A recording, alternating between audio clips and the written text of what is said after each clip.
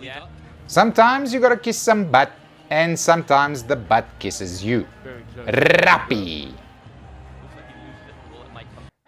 Hi, Yella. Rugby update time. Back to Clubland we go, where I have an actual horse in the race. A lame, slow horse, so you have to deal with a moody, sore loser who finds it difficult to compliment winning teams. Also, the Six Nations are fully over now, so there will be no power rankings TM. It takes way too long with the amount of clubs in the URC. We'll just have to do a classic normal rugby update. And why don't we start with said URC?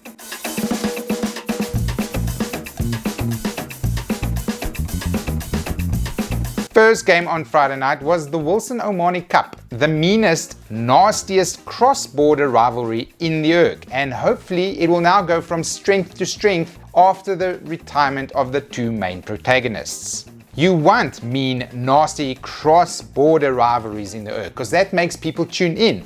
It makes me want to see if coffee will be thrown around, like in Cork. Also, Glasgow won that one after coming from behind. Yeah.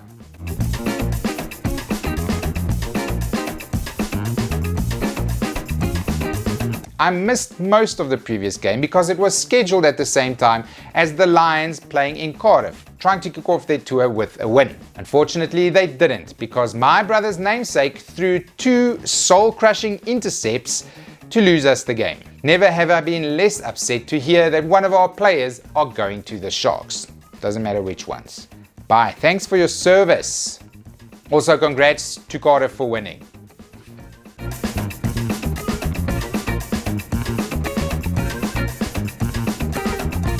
Speaking of arseholes, the Sharks were hosting Zebre in Durban first up on Saturday, and they nearly embarrassed themselves at home. Again, this time the Italians were matching them try for try and took a late lead that they really had to fight hard to overcome.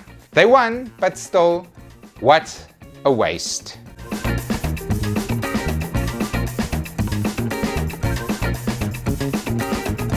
Next up was a block of 3 games scheduled concurrently, which sucks because it means I missed the entirety of Benetton taking on Edinburgh in Treviso. Looks like the game was a banger and it looks like the crowd was really good.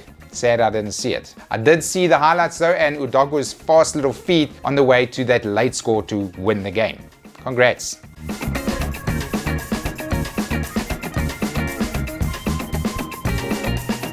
Instead of the previous game, I was watching the Bulls hosting Leinster, a little replay of last year's semi-final. And once again, the Bulls have managed to slay the URC's big bad monster. It's becoming a pattern. This time, Leinster came to town with a lot more heavy artillery, having signed some big guns for their B squad. Real big guns.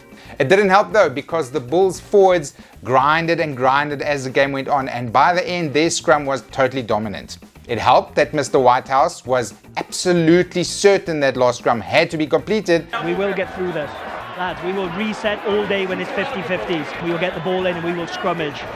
We will keep going all day, lads. And it meant the Bulls got a late penalty, which got them the win. Scenes, as they say.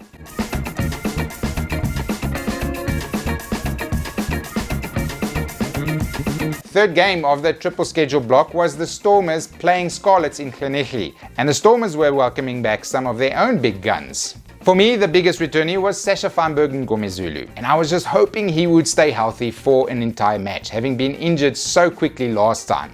And he did stay healthy, and he bagged himself a Man of the Match award with the smoothest chicken wing offload of 1 million chicken wing offloads throughout the game. Hopefully he stays clear through the next game.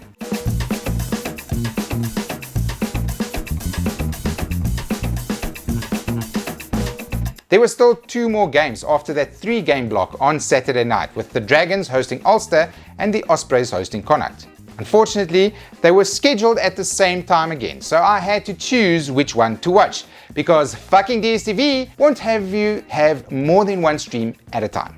It is the age of brain rot, multi-choice. We all watch our phones and play games and watch TV at the same time. We need dopamine. Stop blocking more than one stream, you fucking boomers! Anyways, I had to choose a game, so I chose the Dragons hosting Ulster. And they did the Dragons thing where they go out to a big score at the start and then just lose it at the end because they are unfit or have no bench or whatever. I wish I could have watched the Ospreys playing Connacht as well, because they put up more points than there are minutes in a game. The Ospreys putting up 43 points to Connacht's 40. Real fun times. If you could watch it.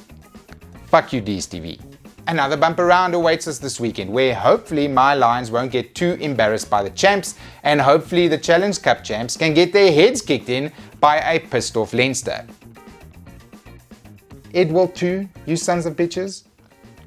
It will too. Almost lost my cool there.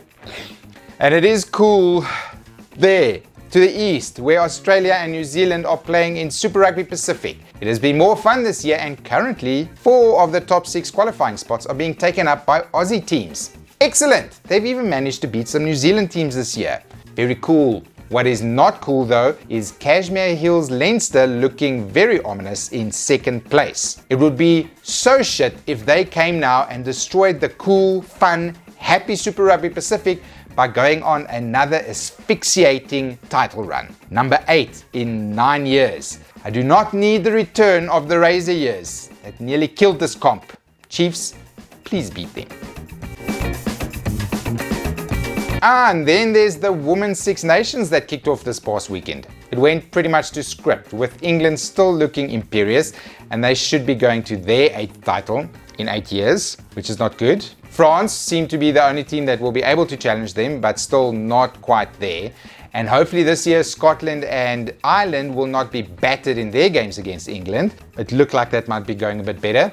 And then Wales, maybe they'll be able to get a win in a senior Six Nations tournament, so the WRU have something positive to put in their financial report. Italy, they still have the coolest player in the competition playing for them, so there's that.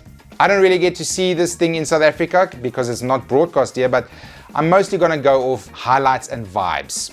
No power rankings though, sorry.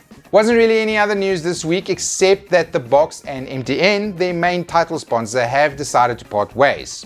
After 8 years. Very successful years. MTN came in 2017 for cheap bargain bin prices because the Box were really shit.